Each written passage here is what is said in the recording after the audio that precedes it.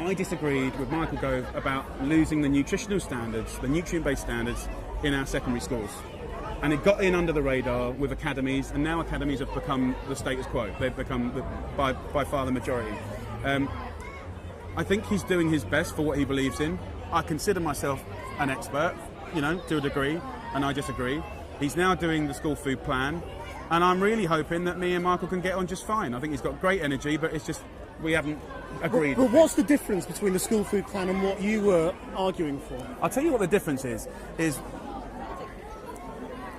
the difference is I spend a lot of effort trying to meet the best people in the planet, in this country, from paediatricians, cardiologists, people that look at economics and the planet and all that stuff. And when you talk to them, we're all trying to do our bit, but we're very fatigued with this changing of governments like ships that pass in the night. And every time someone new comes along, there's, oh, that's all rubbish, we start again. And I just believe that the health of our children is not political.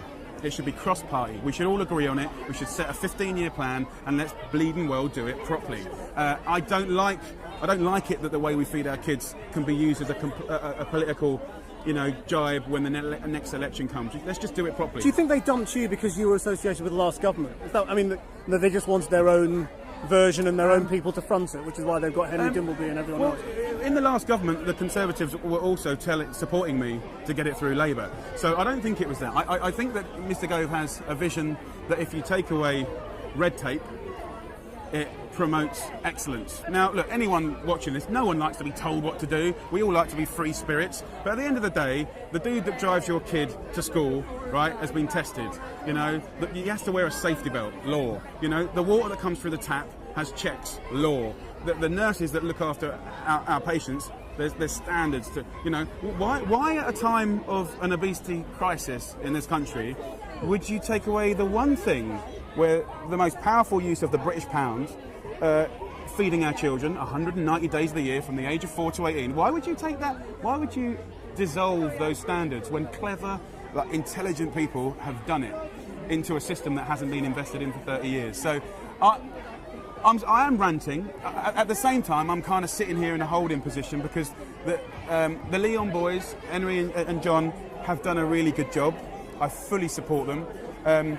They've been asked by the government, which I've never been asked, so they are kind of in the matrix, and possibly they're going to have what it takes, which I haven't got, to get stuff done and build. Well, you got a lot done. That's not true, but I got a lot done, but I think, throughout politics and the civil servants, a lot of the things that have been taken away, like the monitoring of the uptake of school lunches, the nutritional standards, they're cash neutral, so you can't even bring the recession or austerity into it.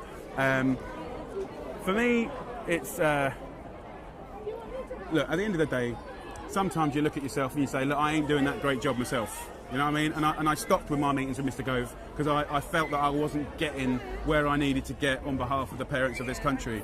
The Leon boys have come in, and you know what? They get all my support in the world because I think they might be able to do more than I can do.